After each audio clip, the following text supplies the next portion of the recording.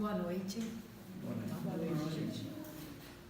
Hoje a nossa palestra da noite é com o tema Parábola da Figueira que Secou. E a nossa palestrante da noite é nossa irmã em Cristo, Denise Pinesi. Seja bem-vinda. Nesse momento, nós vamos fazer o nosso agradecimento a Deus. Quem se sentir tocado, queira baixar a sua cabeça, fechar os seus olhos e elevar o seu pensamento a Deus, a nosso Senhor Jesus Cristo, nosso Pai de luz e de misericórdia. Senhor Jesus, aos amigos espirituais, ao mentor da nossa casa espírita, gratidão, Senhor, por esse momento que estamos aqui reunidos para ouvirmos a palestra. Essa palestra que vai fazer parte do nosso ensinamento da noite, Senhor. Que o Senhor possa nos abençoar nossas famílias que ficaram em casa, Senhor. Nossos irmãos do Rio Grande do Sul e todas as pessoas que necessitam de uma oração e de um afago, Senhor. Meu Senhor Jesus, é com imensa gratidão que estamos aqui reunidos. Graças a Deus, que assim seja.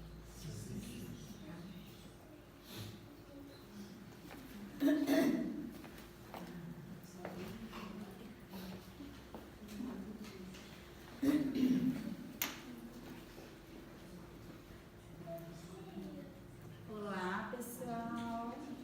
Boa noite a todos. Boa noite. Que possamos aquecer os nossos corações nesta noite fria lá fora, né? Mas aqui dentro, certamente, as lições do Mestre Jesus vão aquecer os nossos corações.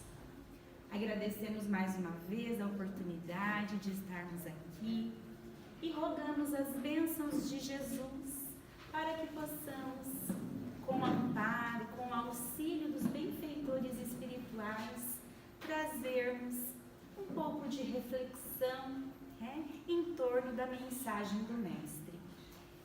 E o tema que nós selecionamos para esta noite é a parábola da figueira que secou. Esta parábola está no Evangelho de Marcos, no capítulo 11, versículos 12 a 14 e nos versículos 20 a 23.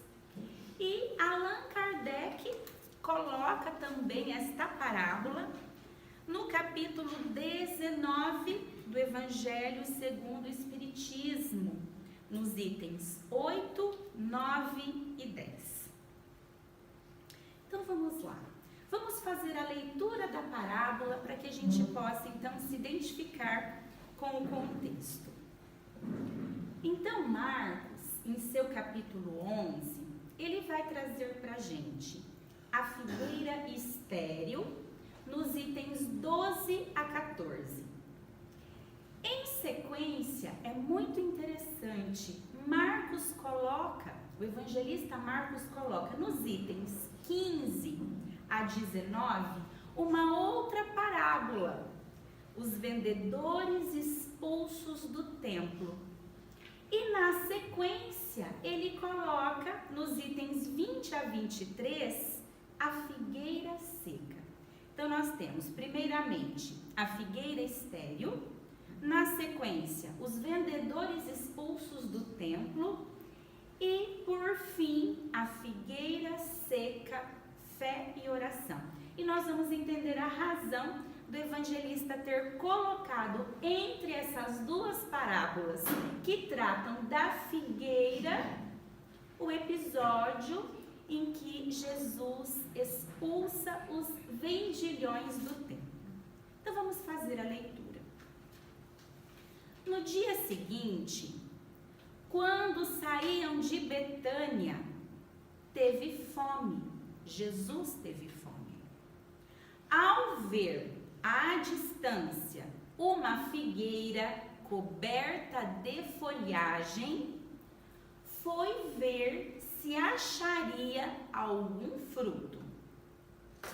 Mas nada encontrou, senão folhas, pois não era tempo de figos. Dirigindo-se à árvore, disse: ninguém jamais coma do teu fruto. E seus discípulos o ouviam. Então, essa é a primeira parte da parábola da figueira que secou. Na sequência, Marcos coloca a parábola, os vendedores expulsos do templo. Então, Jesus, que havia saído de Betânia e estava indo para Jerusalém, entra na cidade, chega em Jerusalém. E entrando no templo, Jesus começou a expulsar os vendedores e os compradores que lá estavam. O nosso objetivo não é tratar dessa parábola, mas ela faz parte do contexto da parábola da figueira que secou. Então ocorre aquele episódio no templo e Jesus, ao entardecer, se dirige para fora da cidade. Jesus sai de Jerusalém. Nos itens 20 a 23, Marcos vai falar sobre a figueira seca, porque Jesus pela manhã retorna para Jerusalém. Ele havia passado a noite fora da cidade e ao retornar para Jerusalém, ele passa pelo mesmo local em que aquela figueira se encontrava. Então, diz o evangelista, passando por ali de manhã, viram a figueira seca até as raízes. Pedro se lembrou e disse-lhe, Rabi, olha a figueira que amaldiçoastes. Secou. Jesus respondeu-lhes, tende fé em Deus. Em verdade vos digo, se alguém disser a esta montanha, ergue-te e lança-te ao mar, e não duvidar no coração, mas crer que o que diz se realiza, assim lhe acontecerá. Por isso vos digo, tudo quanto suplicardes e pedirdes, crede que já o recebestes, e assim será para vós. E quando estiveres orando, se tiverdes alguma coisa contra alguém, perdoai-lhe, para que também vosso Pai que está nos céus vos perdoe as vossas ofensas. Então, essa é a parábola, esses são os ensinamentos trazidos por Marcos referente à parábola da figueira que secou. Então, vamos lá. Jesus, como um exímio pedagogo que o era, consegue, a partir de um símbolo, utilizando-se de uma figueira, a figura de uma árvore, nos trazer profundos ensinamentos. E para que a gente possa realmente compreender o fundamento dessa parábola, tirar, do véu a letra, nós precisamos entender algumas coisas importantes. A primeira delas, quando é que ocorre a floração das figueiras em Israel? São 3 florações que podem ocorrer. Então, a floração mais importante, aquela que produz mais figos, ocorre em agosto, a partir do mês de agosto ou de agosto em diante. Essa é a floração que produz a maior quantidade de frutos. A floração que produz os frutos mais saborosos, ela ocorre de junho em diante. Mas pode ocorrer também uma terceira floração. Ela é rara e ela ocorre no final de abril e começo de maio. Então, finalzinho de abril, comecinho do mês de maio, pode ocorrer essa terceira floração. E aí a gente precisa então saber em que momento Jesus estava passando por ali? Em que época Jesus estava passando por aquela região? E uma dica importante é que Jesus estava se dirigindo para Jerusalém com os seus discípulos para as festividades da Páscoa.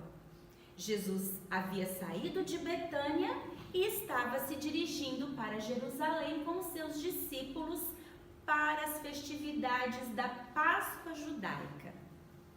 E quando é a Páscoa judaica? Em que época do ano os judeus comemoram a Páscoa? Quando é a Páscoa em Israel? Final de março, começo de abril aproximadamente. Como se dava, portanto, o processo de floração naquela época em que Jesus estava passando por ali? Final de março, começo de abril. Como nós vimos anteriormente, as folhas e os frutos começavam a aparecer apenas no final de abril, começo de maio. É aquela floração rara que poderia ocorrer. Então, de fato, não era para se ter frutos naquele momento. Naquela época do ano em que Jesus estava passando por ali, não era para se ter frutos naquela figueira. Mas a pergunta-chave para nós entendermos a questão é: e deveria haver folhas naquela época? Também não. Porque as folhas eram um prenúncio do fruto. De modo que, se tivesse folha, deveria também ter o fruto. No início da parábola, Marcos afirma que Jesus vira à distância uma figueira coberta de folhas. Acontece que aquela época não era época de frutos e nem de folhas. Então, o que isso significa? Que aquela figueira era uma figueira temporã, ou seja, uma figueira que produz antes do seu tempo. Por que é que Jesus foi buscar frutos naquela figueira? Porque nela haviam folhas. E se haviam folhas, era para se ter frutos também. Não era o habitual, mas ocorria de algumas árvores frutificarem antes do tempo. E essa é a chave para nós entendermos o ensinamento do Mestre Jesus. Aquela figueira era temporã. E os discípulos sabiam disso. Por isso, não falaram nada. Não estranharam a atitude de Jesus buscando figo, buscando frutos naquela figueira. Porque os discípulos viram as folhas e eles sabiam que se haviam folhas, deveria haver frutos também. Então, esse ponto é fundamental. A figura da figueira é essencial para o entendimento da parábola. E mais, o fato de ser uma figueira temporã. Um outro aspecto importante que nós precisamos considerar é que Jesus diz que tem fome. Mas vejamos, Jesus tinha acabado de sair de Betânia. Até Jerusalém eram apenas 3 quilômetros, era muito perto. E mais, Jesus estava na casa de Marta e Maria em Betânia. Será que Marta e Maria deixariam Jesus sair sem comer, sem se alimentar? Certamente que não. Então Jesus está falando de um outro tipo de fome. Que fome é essa? Jesus tem fome do quê? A fome do mestre é simbólica. Jesus tem fome do cumprimento da obra divina. O mestre veio à terra buscando alguns frutos, mas não os encontrou. Não encontrou os frutos que ele esperava. Alguém não estava produzindo. Por isso ele fala: estou com fome. E aí nós precisamos pensar: o que é que a árvore simbolizava? O que a árvore representava para os judeus? Porque Jesus se utiliza do símbolo de uma árvore para passar o seu ensinamento. Então, naquele contexto, naquela época em que Jesus viveu, o que representava a figura da árvore para os judeus? Vejamos o que diz o Salmo número 1. O homem que medita na lei do Senhor e tem alegria nela é como a árvore plantada junto ao riacho. Dá fruto no tempo devido e suas folhas nunca murcham. Que coisa linda! Eu vou repetir. O homem que medita na lei do Senhor e tem alegria nela, ou seja, que cumpre a lei divina, que adequa o seu modo de viver às leis divinas, é como uma árvore plantada junto ao riacho, dá fruto no tempo devido e suas folhas nunca murcham. Então a árvore era a representação das individualidades. A árvore representava cada um de nós, mas também representava as coletividades, as nações, os povos. E Jesus também se utilizou dessa simbologia, inclusive em um outro ensinamento. Mateus capítulo 7.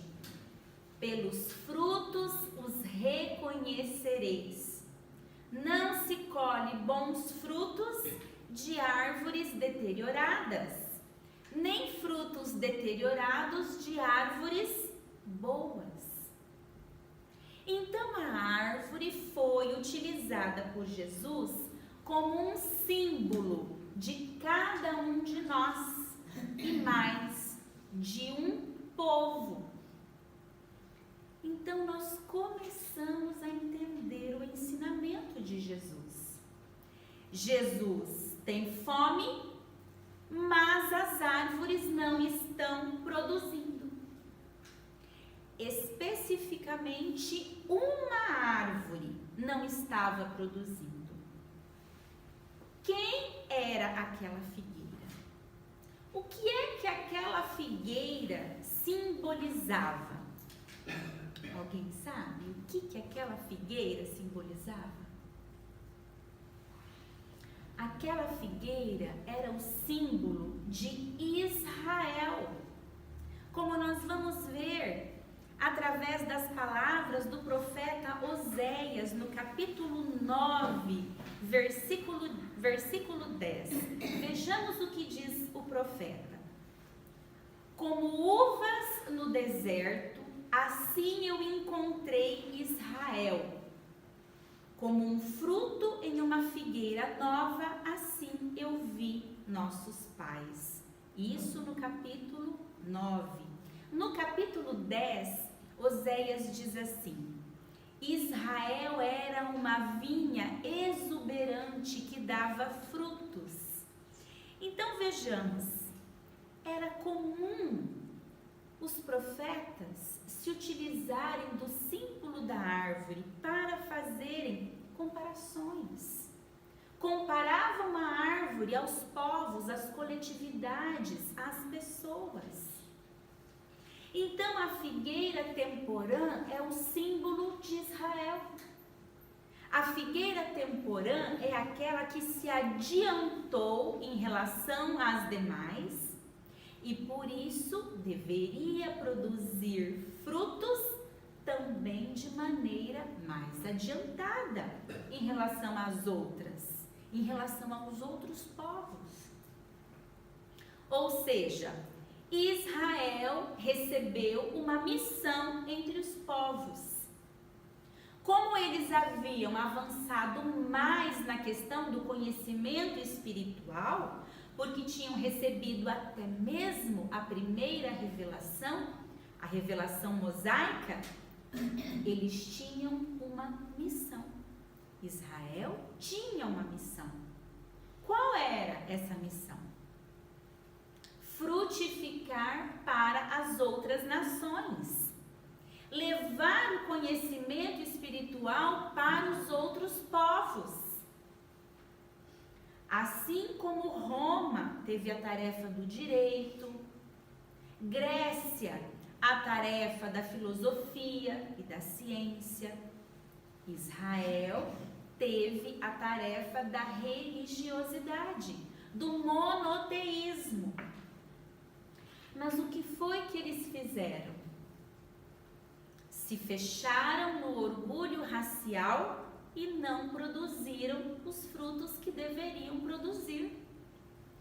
Se desviaram da verdadeira religiosidade e ficaram apenas nas aparências. Ficaram apenas nas folhas.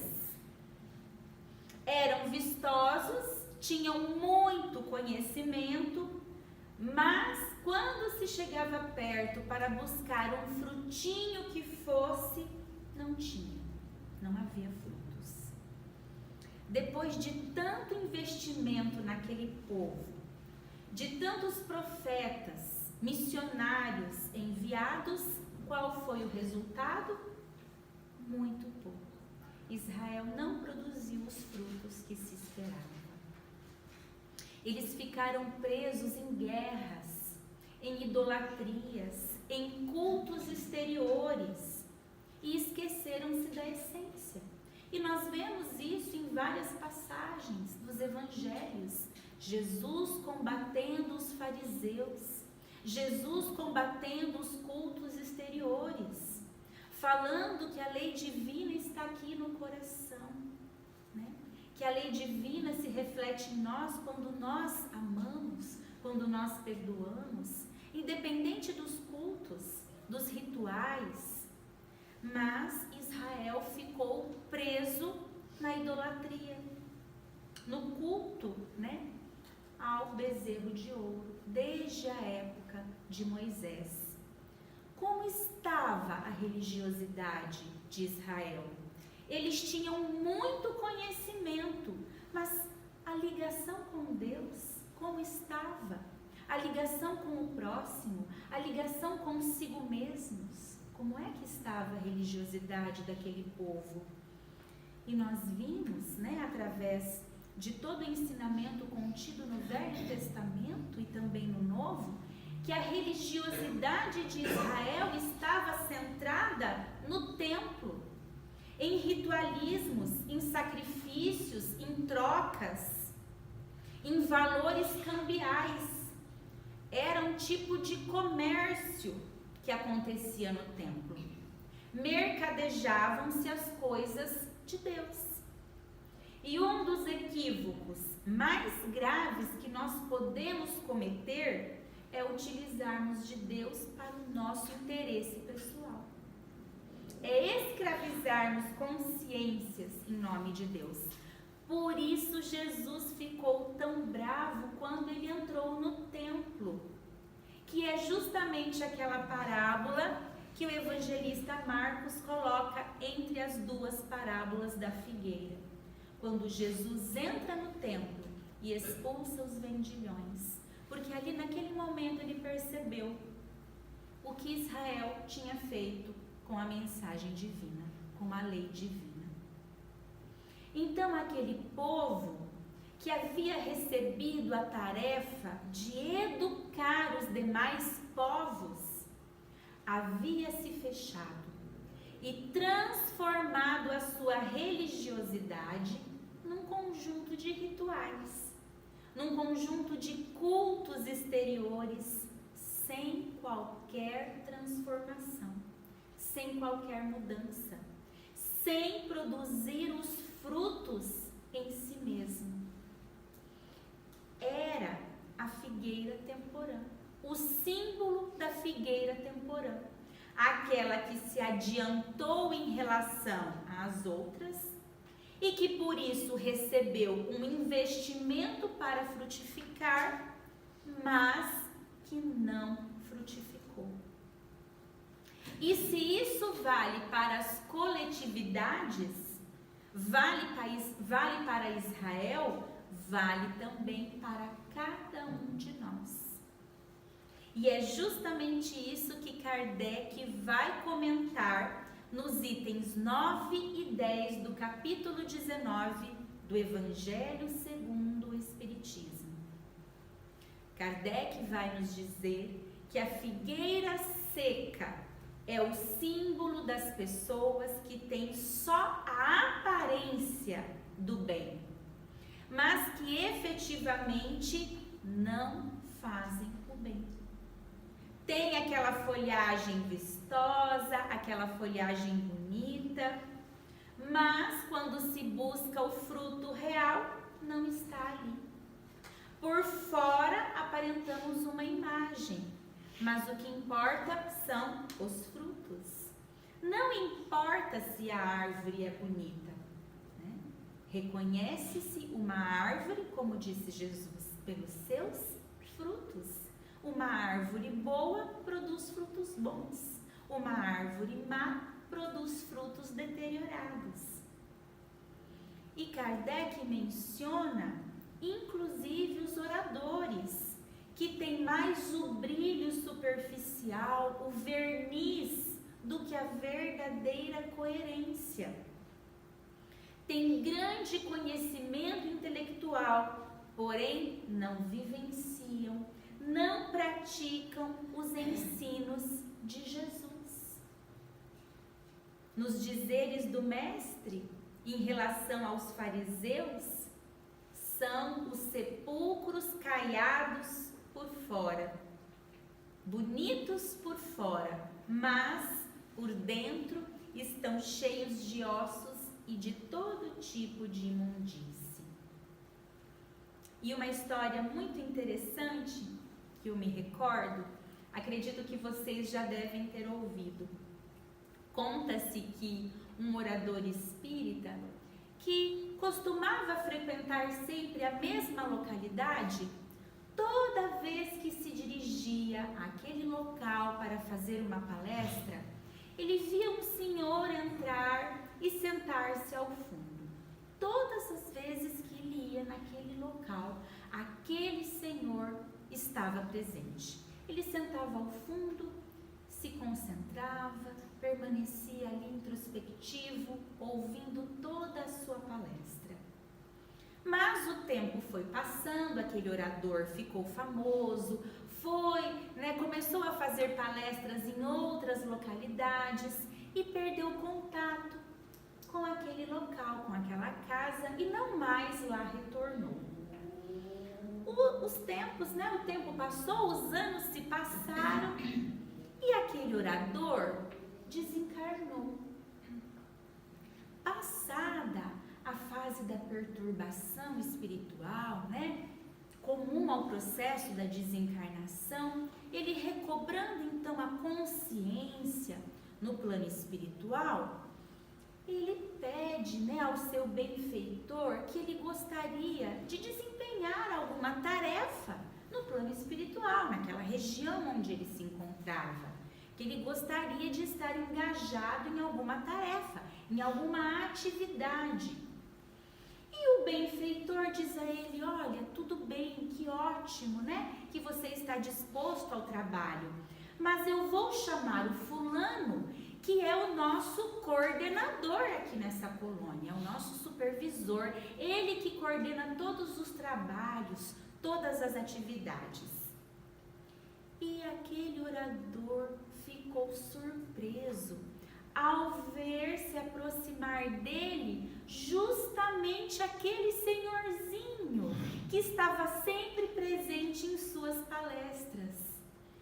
E ele viu aquele homem nimbado de luz se aproximar dele, e ambos ali se reconheceram, e o orador pergunta para ele: nossa, mas olha que maravilha, o senhor está aqui, o senhor desempenha, né, uma tarefa tão importante, como que isso aconteceu, como isso se deu, né? Ele ficou intrigado, porque ele era um orador espírita, né? E aquele senhor lá, que tão humildemente se encontrava em suas palestras, era uma pessoa que agora tinha tarefa importante, era um coordenador, né, naquela região do plano espiritual.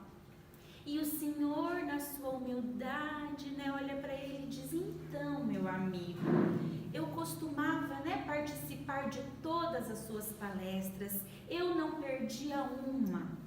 E quando eu saía da casa espírita, eu procurava fazer exatamente tudo que você falava. Eu procurava praticar todos aqueles ensinos que você passava, que você transmitia.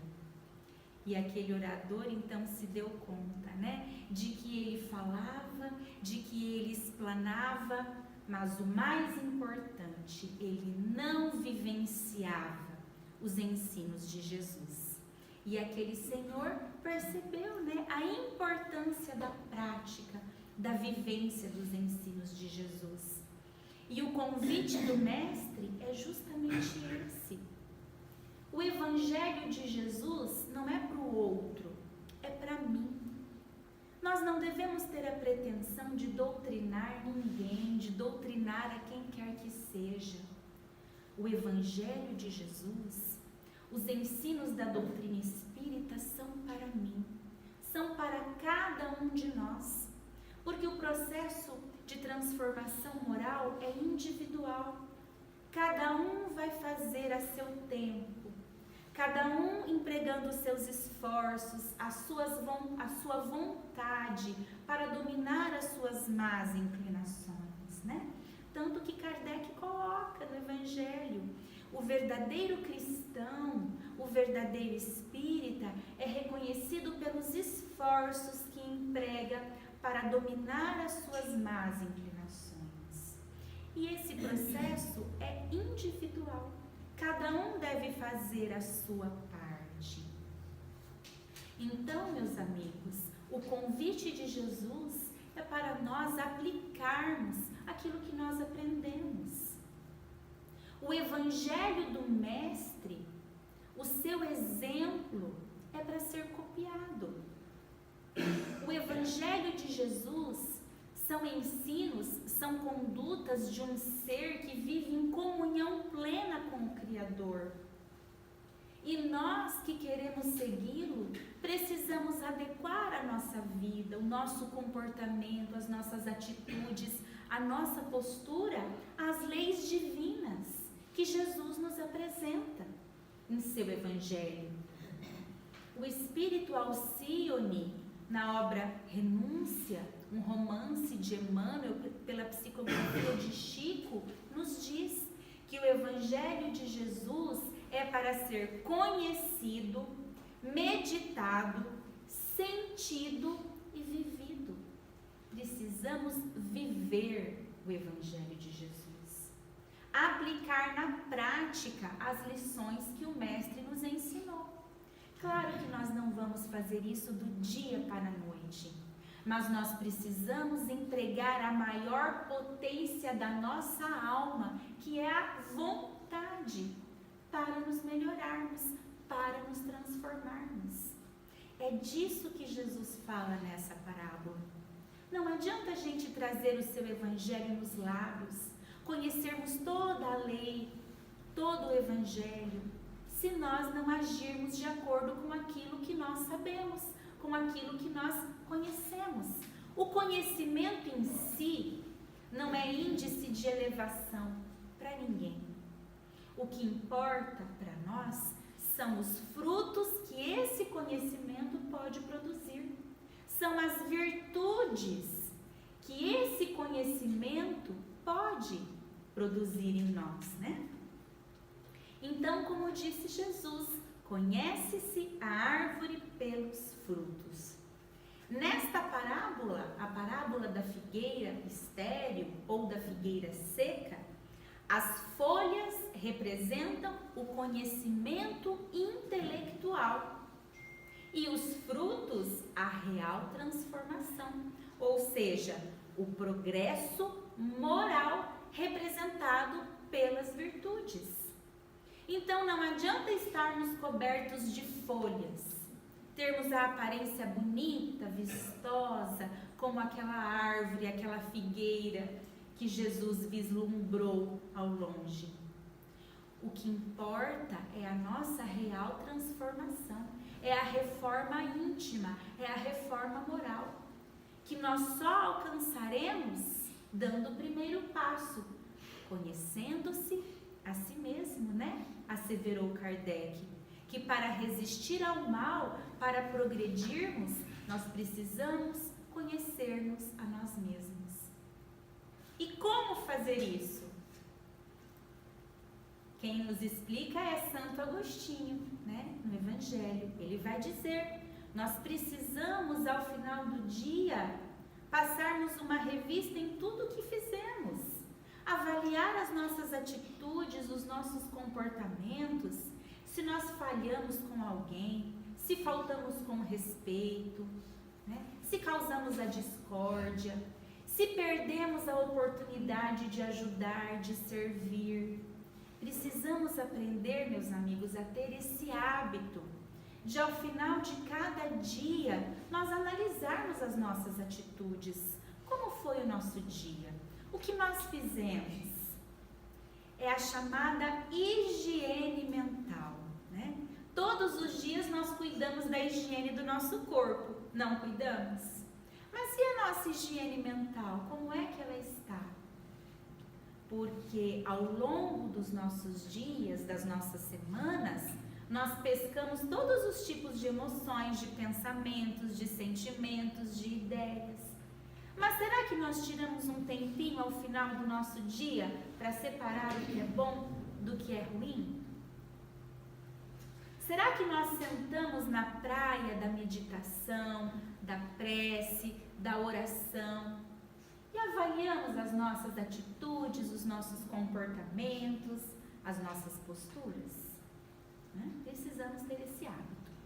Então Kardec estende esse ensinamento da parábola de Jesus para os oradores espíritas, para as pessoas, né, para as individualidades, falando dessa necessidade de nós efetivamente fazermos o bem. Mas ele estende também esse ensinamento de Jesus aos médiuns, que tem a tarefa de fornecer o alimento espiritual aos seus irmãos através das mensagens de consolo, de esclarecimento, né? Vejamos a responsabilidade que temos, né?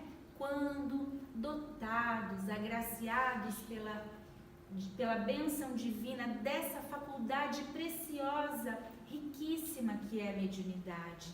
É um investimento que a espiritualidade está fazendo em nós. E como é que nós estamos devolvendo, né, para nós, para o nosso próximo, para o nosso semelhante, todo esse investimento? Daí a importância, né, de não nos perdermos nas vaidades, para não comprometermos a tarefa mediúnica tão importante, levando consolo para o nosso semelhante, mas primeiramente nos ajudando em nosso processo de transformação moral. E por fim, Kardec vai estender esse ensinamento a todos os sistemas e doutrinas que não geram nenhum bem para a humanidade e que estão também condenados a secarem. Como afirmou Jesus, toda planta que meu Pai Celestial não plantou será arrancada. Logo, todas as filosofias e sistemas que mais mal do que bem trouxeram para a humanidade, cedo ou tarde desaparecerão. Então, meus queridos amigos, todo esse ensino de Jesus nos faz recordar que a fé sem obras é morta. Nossa fé só está viva quando ela produz frutos. Viver é frutificar. Então, que cada um de nós possa refletir: o que temos feito com o conhecimento? Nós, espíritas, recebemos muito conhecimento espiritual, não é? Como temos aplicado na prática, em nossas vidas, em nossa conduta, em nosso comportamento, esse tesouro? Será que nós estamos agindo como os fariseus? Como Israel? Trazendo apenas nos lábios as leis divinas?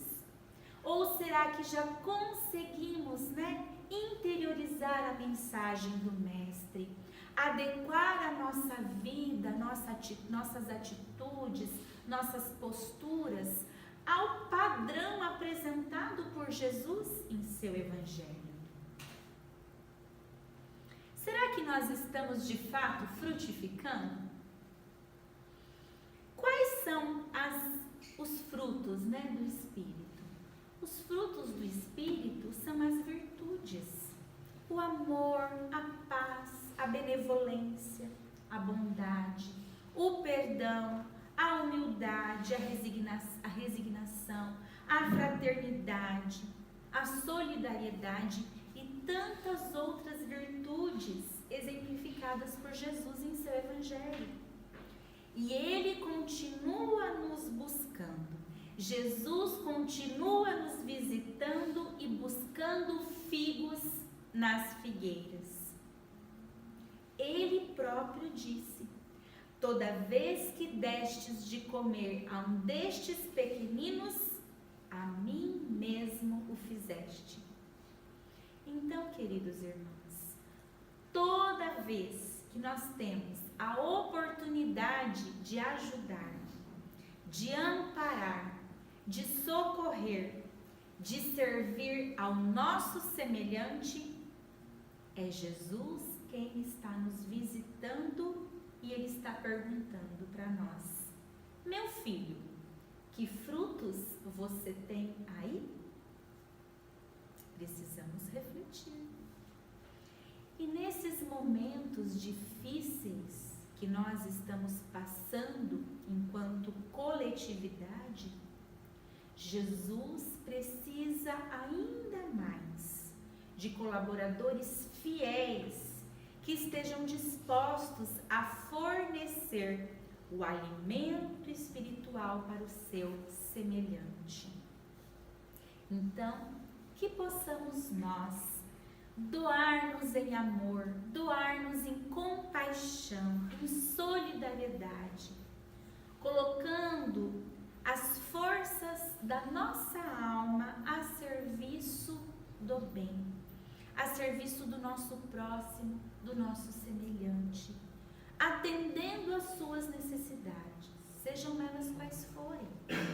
Pode ser uma necessidade material, de um alimento, de um agasalho, mas pode ser também a necessidade de um ouvido amigo, de uma escuta amorosa, de um abraço, de um aperto de mão, de um carinho, de um afago. Nós sabemos que atualmente a depressão é uma das doenças que tem causado grande parte de afastamentos do trabalho, por exemplo. Mais de 300 milhões de pessoas atualmente sofrem com esse transtorno. precisam de um amparo, de um coração amigo, de um abraço, de alguém que as escute. Né? Os índices de suicídio são alarmantes. E por vezes, alguém que nós convivemos, que nós conhecemos, ou até alguém da nossa própria família, está passando por um momento de dificuldade, por um transtorno depressivo, e nós muitas vezes nem sequer nos damos conta. Então, que possamos abrir os nossos ouvidos, os nossos olhos para o que está acontecendo à nossa volta. Vivemos em um mundo que nos coloca imensos desafios, né? Nós vimos recentemente, estamos acompanhando, né, as notícias do Rio Grande do Sul. Apesar de toda a dor, de todo o sofrimento que essa catástrofe natural causou, ela despertou em nós o sentimento da solidariedade, não é? Que bonito vermos, né, enquanto povo, enquanto nação, essa união em prol daqueles que mais precisam.